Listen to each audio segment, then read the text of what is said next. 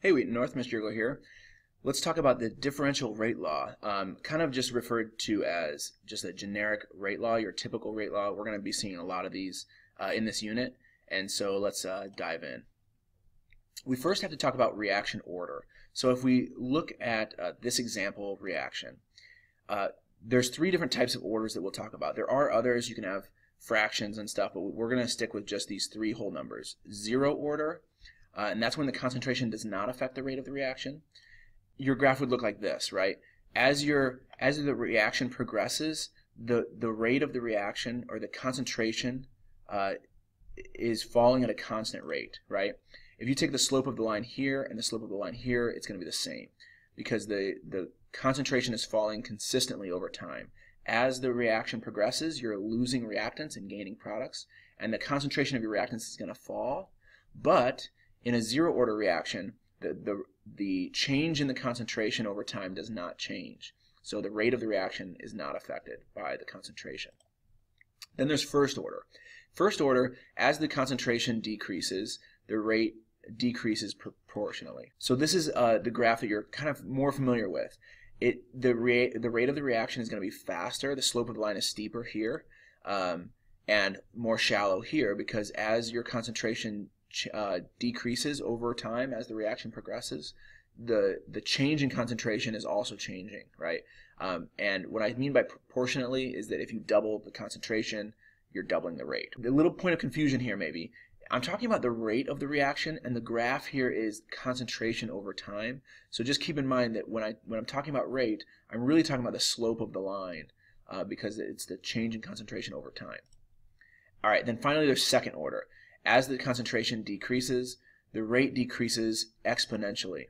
So you'll see it looks like a very similar graph, but it's a little bit sharper. There's like a little bend in it, or a little kink in it right there, because as your concentration falls, it's changing even more rapidly. And the only way to know what order a reaction is to look at some data.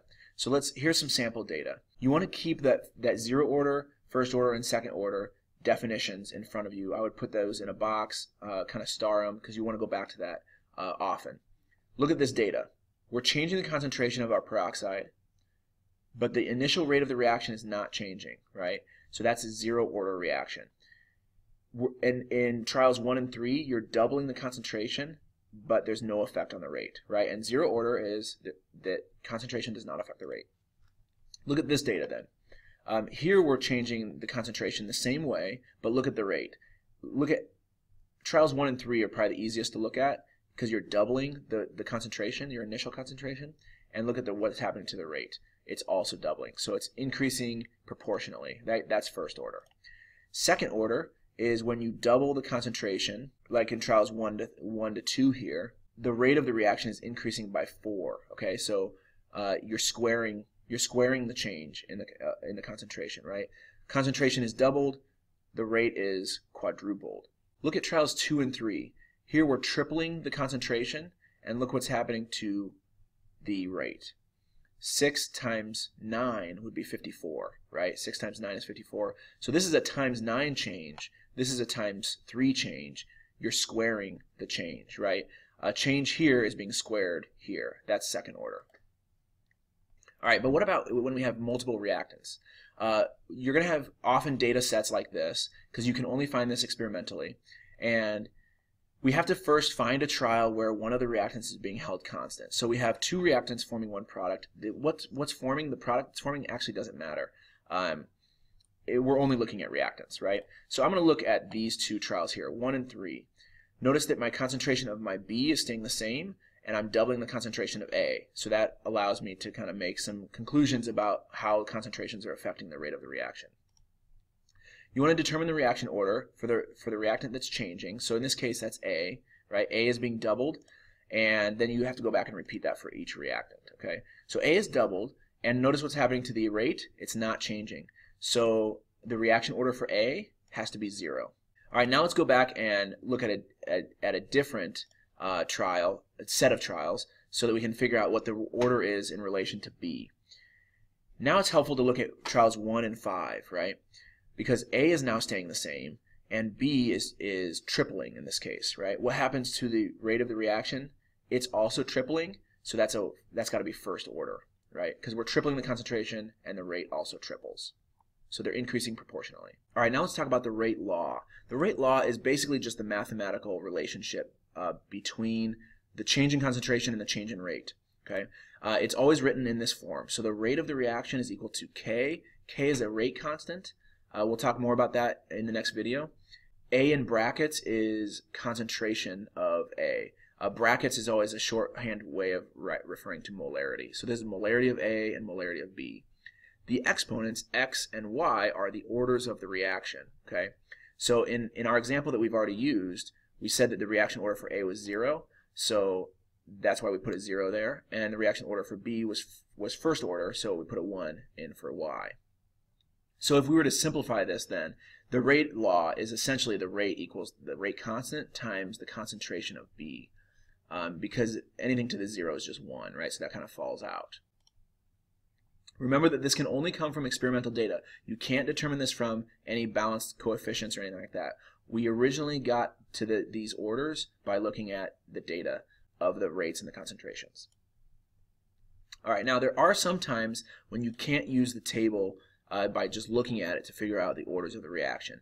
And there's a way to do this. You won't have to do this probably very often, but it's good for you to know how to do it.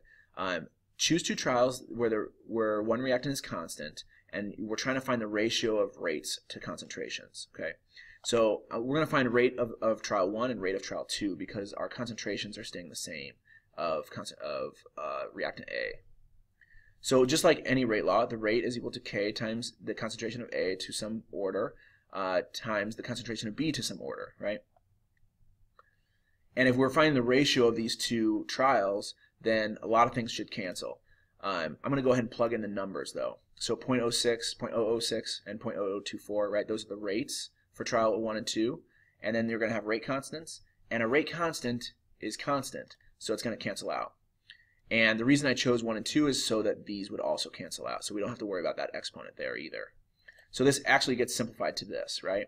Now we can simplify this further. 6 out of 24, that's going to be a 1/4. And 2 to 4 is going to be 1/2 to the exponent of y, right? What does y, you don't actually have to use a calculator for this. What does y have to be for this to be true? It has to be 2. You're squaring half to get a fourth, right? Now, once you have y, you can go back and plug that in and solve for x. You're going to have to use different trials because, you know, trials 1 and 2, it cancels. But you would find that x equals 1. And then your overall order, I mentioned this on the other slide very briefly, the overall order of the reaction is the sum of the individual orders. So the overall order here would be 3.